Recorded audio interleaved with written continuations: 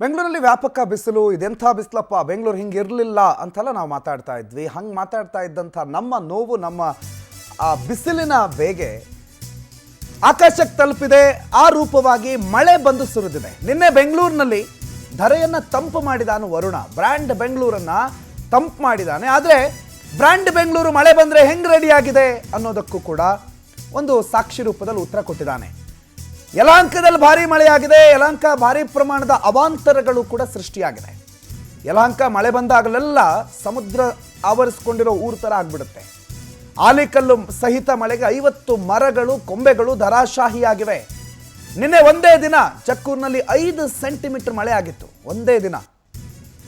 ಬೆಂಗಳೂರು ಪೂರ್ವ, ಬೆಂಗಳೂರು ಉತ್ತರ ನೋಡಿ, ಇದು ಮಳೆ ಬಂದಾಗ ಬೆಂಗಳೂರಲ್ಲಿ ಕಾಮನ್ನು ಅಂತ ನಾವು ನೀವು ಮಾತಾಡ್ತೀವಿ. ಆದರೆ ಎಷ್ಟು ದಿನ ಅಂತ ಬೆಂಗಳೂರಿಗೆ ಇದನ್ನೆಲ್ಲ ಸಹಿಸ್ಕೊಂಡಿರಬೇಕು. ಕಾಮನ್ನು ಕಾಮನ್ನು ಕಾಮನ್ನು ಅಂದ್ಕೊಂಡು ಅಂದರೆ ಸಾಯೋವರೆಗೂ ಹಿಂಗೇನಾ ಬೆಂಗಳೂರು? ಒಂದು ಮಳೆ ಬಂದರೆ ಬೆಂಗಳೂರಿನ ರಸ್ತೆ ಕೆರೆನೇ ಆಗಬೇಕು, ನದಿನೇ ಆಗಬೇಕು. ಇನ್ಫ್ಯಾಕ್ಟ್ ನದಿಗಿಂತ ಜಾಸ್ತಿ ನೀರು ಹರಿಯುತ್ತೆ, ಜಾಸ್ತಿ ಫೋರ್ಸಲ್ಲಿ ನೀರು ಹರಿಯುತ್ತೆ. ಇದೆಲ್ಲ ಬೆಂಗಳೂರು ಮಹಾನಗರದ ಹಣೆ ಬರಹ. ಮಳೆ ಬಂದು ಬೆಂಗಳೂರು ಎಷ್ಟು ಮಟ್ಟಿಗೆ ರೆಡಿ ಇದೆ ಅನ್ನೋದನ್ನು ಬಹಳ ಸ್ಪಷ್ಟವಾಗಿ ತೋರಿಸಿದೆ. BBMP ಅಧಿಕಾರಿಗಳು ಎಷ್ಟು ಚೆನ್ನಾಗಿ ಕೆಲಸ ಮಾಡ್ತಿದ್ದಾರೆ, ನಗರಾಭಿವೃದ್ಧಿ ಸಚಿವರು ಏನು ಮಾಡ್ತಿದ್ದಾರೆ, ಇದಕ್ಕೆ ಸಂಬಂಧಪಟ್ಟಂಥವ್ರು ಏನು ಮಾಡ್ತಿದ್ದಾರೆ ಅನ್ನೋದೆಲ್ಲವೂ ಭಾಳ ಸ್ಪಷ್ಟವಾಗಿ ಗೊತ್ತಾಗಿದೆ. ಒಂದು ವೇಳೆ ಇಫ್ ಇನ್ ಕೇಸ್ ಕಂಟಿನ್ಯೂ ಆಗಿ 2 ದಿನ ಮಳೆ ಸುರಿತು ಅಂದ್ಕೊಳ್ಳಿ, ಬೆಂಗಳೂರು ನಾಮಾವಶೇಷ ಆಗಿ ಹೋಗುತ್ತೆ. ನಾಮಾವಶೇಷ ಅರ್ಥಾತ್ ಇಲ್ಲೊಂದು ಬೆಂಗಳೂರು ಇತ್ತು ಅನ್ನೋದನ್ನು ಹೇಳೋದಕ್ಕೆ ಸಾಧ್ಯ ಇಲ್ಲದ ರೀತಿಯಲ್ಲಿ ಮುಳುಗೋಗುತ್ತೇನೋ ಅಷ್ಟು ದುರವಸ್ಥೆಗಳು, ಅವ್ಯವಸ್ಥೆಗಳು. ಮೆಟ್ರೋ ಬಂದಿದೆ ರೀ, ಹೌದು. ಬೆಂಗಳೂರಿನಲ್ಲಿ ಇನ್ನೊಂದು ಏರ್ಪೋರ್ಟ್ ಆಗುತ್ತೆ, ಹೌದು. ಬೆಂಗಳೂರಲ್ಲಿ ಹೋಗೋ ಗಾಡಿಗಳಿಗೆ ಹೋಗೋ ರಸ್ತೆ ಸರಿ ಮಾಡಿ ಮೆಟ್ರೋ ಏರ್ಪೋರ್ಟು ಮತ್ತು ತರುವಂತೆ. ಬೆಂಗಳೂರಲ್ಲಿ ಹೋಗ್ತಾ ಇರುವಂಥ ಬೈಕ್ ಸವಾರನ್ನು ಕಾಲು ಒದ್ದೆ ಆಗದಿರೋ ಹಂಗೇನಾದರೂ ಮಾಡೋದಕ್ಕೆ ಸಾಧ್ಯನಾ? ಫಸ್ಟ್ ಅದನ್ನು ಮಾಡಿ, ಆಮೇಲೆ ಅವನನ್ನು ಗಾಳಿನಲ್ಲಿ ಹಾರಿಸ್ಬೋದು, ಹೆಲಿಕಾಪ್ಟರ್ ತರ್ಬೋದು, ಬೇಕಾದರೆ ಹಾರೋ ಕಾರೇ ತರಿಸ್ಕೊಳ್ಳೋಣ. ಮೊದಲು ಹೋಗಬೇಕಾಗಿರೋ ರಸ್ತೆ, ನೀರು ಹೋಗೋ ಚರಂಡಿ ಇವನ್ನೆಲ್ಲ ಸರಿಪಡಿಸಬೇಕು ಅನ್ನೋದು ನಿನ್ನೆಯ ಮಳೆ ಭಾಳ ಸ್ಪಷ್ಟವಾಗಿ ಹೇಳಿದೆ. ನಿನ್ನೆಯ ಮಳೆಯಿಂದ ಆಗಿರುವ ಅವಾಂತರಗಳು ಬೆಂಗಳೂರಿನ ಯಲಹಂಕದಲ್ಲಿ.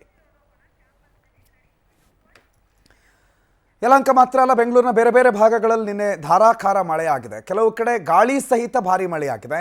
ನಿರಂತರ ಮಳೆಯಿಂದ ಹಲವೆಡೆ ಮರಗಳು ಕೂಡ ಧರೆಗುರುಳಿವೆ.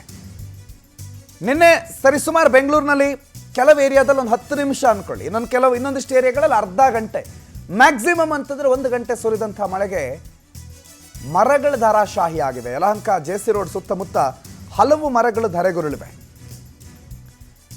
ಆದರೆ ಮರ ಧರೆಗುರುಳಿದ್ರೂ ಸಿಬ್ಬಂದಿ ಮಾತ್ರ ಮರ ತೆರವು ಮಾಡೋ ಕೆಲಸಕ್ಕೆ ಬಂದೇ ಇಲ್ಲ. ಮಳೆ ಅಲ್ವಾ, ಇವತ್ತು ಭಾನುವಾರ ಬೇರೆ, ಬೆಚ್ಚಗೆ ಹೊದ್ದುಕೊಂಡು ಮಲ್ಕೊಂಡಿದ್ದಾರೆ ಅಂತ ಕಾಣುತ್ತೆ. ನಿನ್ನೆ ರಾತ್ರಿಯ ಮಳೆ ಇದು. ನಿನ್ನೆ ರಾತ್ರಿ ಅಲ್ಲ ರೀ, ನಿನ್ನೆ ಸಂಜೆ 3, 4, 5, 6 ಗಂಟೆ ಒಳಗೆ ಮಳೆ ಬಂದು ಮುಗಿದು ಹೋಗಿತ್ತೇನೋ ಹೆಚ್ಚು ಕಡಿಮೆ. ಬೇಡ, ಮ್ಯಾಕ್ಸಿಮಮ್ 8 ಗಂಟೆ ಅಂತಲೂ ತಗೊಳ್ಳೋಣ. 8 ಗಂಟೆಯಿಂದ ಬೆಳಗ್ಗೆ 28 ಗಂಟೆ, ಹೆಚ್ಚು ಕಮ್ಮಿ 12 ಗಂಟೆಗಳು ಕಳೀತಲ್ಲ ಈ ಘಟನೆ ನಡೆದು. ಒಬ್ಬ ಅಧಿಕಾರಿ ಬಂದಿಲ್ಲಿ ಅದನ್ನು ತೆರವು ಮಾಡೋ ಕೆಲಸ.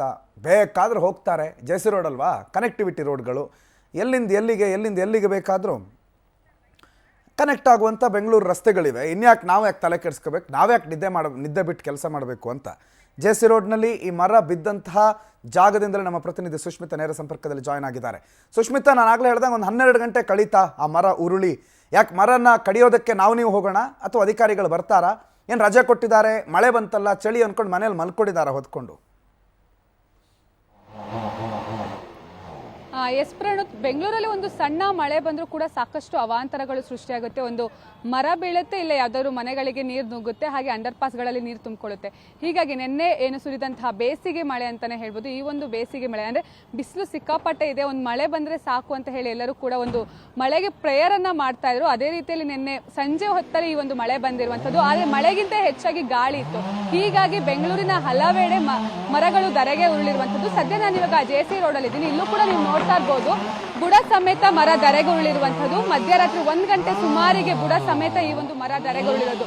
ಏನು ಅಂತ ಹೇಳಿದ್ರೆ, ಈ ರೋಡಲ್ಲಿ ಇರುವಂತಹ ಪ್ರಮುಖ ಅಂದ್ರೆ ಎಲ್ಲಾ ಮರಗಳು ಕೂಡ ಒಂದು ರೀತಿಯಲ್ಲಿ ವೀಕ್ ಆಗ್ಬಿಟ್ಟಿದೆ. ಯಾಕಂತ ಹೇಳಿದ್ರೆ ಇಲ್ಲಿ ಏನು BWSSP ಇಂದ ಕೆಲಸ ನಡೀತಾ ಇದೆ. ಆ ಒಂದು ಕೆಲಸದ ಸಂದರ್ಭ ನೀವು ನೋಡ್ತಾ ಇರ್ಬೋದು. ಎಲ್ಲವೂ ಕೂಡ ಅಂದ್ರೆ ಇಲ್ಲಿರುವಂತಹ ಎಲ್ಲಾ ಮರಗಳು ಕೂಡ ಡೇಂಜರ್ ಆಗಿ ಪರಿಣಮಿಸಿರುವಂತದ್ದು ನೀವು ನೋಡ್ತಾ ಇರ್ಬೋದು. ಇನ್ನೊಂದು ಮರವು ಕೂಡ ಬೀಳುವಂತಹ ಪರಿಸ್ಥಿತಿಯಲ್ಲಿ ಇದೆ. ಹಾಗೆ ಏನು ಮತ್ತೊಂದು ಕಡೆ ಬಿದ್ದಂತಹ ಅಂದ್ರೆ ಮಧ್ಯರಾತ್ರಿ ಬಿದ್ದಂತಹ ಈ ಒಂದು ಮರವನ್ನ ಈಗ ತೆರವು ಮಾಡಲಿಕ್ಕೆ BBMP ಅರಣ್ಯ ಘಟಕದ ಸಿಬ್ಬಂದಿಗಳು ಬಂದಿರುವಂತದ್ದು. ಒಟ್ಟಿನಲ್ಲಿ ಅಂದ್ರೆ ಒಂದು ಸಣ್ಣ ಮಳೆ ಬಂದರೂ ಕೂಡ ಸಾಕಷ್ಟು ಅವಾಂತರಗಳು ಸೃಷ್ಟಿ ಆಗ್ತಿದೆ. ಇಲ್ಲಿ ಮರ ಬಿದ್ದಿರೋದ್ರಿಂದ ಅಂದ್ರೆ JC ರೋಡ್ ಅಂತ ಹೇಳಿದ್ರೆ ಬೇರೆ ಬೇರೆ ಭಾಗಗಳಿಗೆ ಕನೆಕ್ಟಿವಿಟಿ ಈ ಒಂದು ರೋಡ್. ಸೊ ಹೀಗಾಗಿ ಸಾಕಷ್ಟು ತೊಂದರೆಗಳು ಅಂದ್ರೆ ಇಲ್ಲಿ ಟ್ರಾಫಿಕ್ ಜಾಮ್ ಆಗಿರುವಂಥದ್ದು, ಅಂದ್ರೆ ಈ ಒಂದು ರಸ್ತೆಯಲ್ಲಿ ಸಂಪೂರ್ಣವಾಗಿ ವೆಹಿಕಲ್ ಓಡಾಟವನ್ನ ನಿಲ್ಲಿಸಿರುವಂಥದ್ದು. ಹೀಗಾಗಿ ಮತ್ತೊಂದು ರೋಡಲ್ಲಿ ಸಂಚಾರಕ್ಕೆ ಅನುವು ಮಾಡಿಕೊಟ್ಟಿರುವಂಥದ್ದು. ಹೀಗಾಗಿ ಈ ಒಂದು ಜೆ.ಸಿ. ರೋಡ್ ಸುತ್ತಮುತ್ತ ಸಿಕ್ಕಾಪಟ್ಟೆ ಟ್ರಾಫಿಕ್ ಜಾಮ್ ಆಗಿದೆ ಅಂತಾನೆ ಹೇಳ್ಬೋದು. ಹಾಗೆ ಏನು ನಮ್ಮ BBMP ಎಲ್ಲ ಆದ್ಮೇಲೆ ಎಚ್ಚೆತ್ತುಕೊಳ್ಳುವಂಥದ್ದು, ಹಾಗೆ ತಕ್ಷಣಕ್ಕೆ ಯಾವುದೇ ರೀತಿಯಲ್ಲಿ ಬಂದು ಮರವನ್ನ ತೆರವು ಮಾಡುವಂತಹ ಕೆಲಸವನ್ನ BBMP ಇಲ್ಲಿವರೆಗೂ ಮಾಡೇ ಇಲ್ಲ, ಮಾಡಿರುವಂತಹ ಒಂದು ಹಿಸ್ಟ್ರಿ ಕೂಡ ಇಲ್ಲ. ಅದೇ ರೀತಿಯಲ್ಲಿ ಮಧ್ಯರಾತ್ರಿ ಈ ಒಂದು ಮರ ಬಿದ್ದಿದೆ, ಈಗ ಬಂದು ಈ ಒಂದು ಮರವನ್ನ ತೆರವು ಕಾರ್ಯಗೊಳಿಸ್ತಾ ಇರುವಂತದ್ದು ನೀವು ನೋಡ್ತಾ ಇರ್ಬೋದು. ಅಂದ್ರೆ 3 ಜನ ಸಿಬ್ಬಂದಿಗಳು ಬಂದು ಈ ಒಂದು ಮರವನ್ನ ತೆರವು ಮಾಡ್ತಾ ಇರುವಂತದ್ದು. ಹಾಗೆ ಪಕ್ಕದಲ್ಲೇ ಹೋಟೆಲ್ ಇರೋದ್ರಿಂದ ಸಾಕಷ್ಟು ಜನರಿಗೆ ತೊಂದರೆ ಆಗ್ತಾ ಇದೆ. ಜೆ.ಸಿ. ರೋಡ್ ಅಂತ ಹೇಳಿದ್ರೆ ಒಂದು ರೀತಿಯಲ್ಲಿ ಇದು ಕಮರ್ಷಿಯಲ್ ರೋಡ್ ಅಂತಾನೆ ಹೇಳ್ಬೋದು. ಸಾಕಷ್ಟು ಫ್ಯಾಕ್ಟರಿಗಳಾಗಿರಬಹುದು, ಬೇರೆ ಬೇರೆ ಅಂಗಡಿಗಳಾಗಿರ್ಬೋದು, ಹೋಟೆಲ್ಗಳಾಗಿರ್ಬೋದು, ಎಲ್ಲವೂ ಕೂಡ ಇದೆ. ಹೀಗಾಗಿ ಒಂದ್ ರೀತಿಯಲ್ಲಿ ಇವತ್ತು ಸಂಡೇ ಆಗಿರೋದ್ರಿಂದ ಅಷ್ಟು ಎಫೆಕ್ಟ್ ಆಗ್ತಾ ಇರಲಿಲ್ಲ. ಅದೇ ವೀಕ್ ಡೇಸ್ ಅಲ್ಲಿ ಆಗಿದೆ, ಸಿಕ್ಕಾಪಟ್ಟೆ ವ್ಯಾಪಾರ ವಹಿವಾಟಿಗೂ ಕೂಡ ತೊಂದರೆ ಆಗ್ತಾ ಇತ್ತು. ಒಟ್ಟಿನಲ್ಲಿ ನಿಧಾನವಾಗಿ ನಮ್ಮ BBMP ಎಚ್ಚೆತ್ತುಕೊಳ್ತಾ ಇದೆ.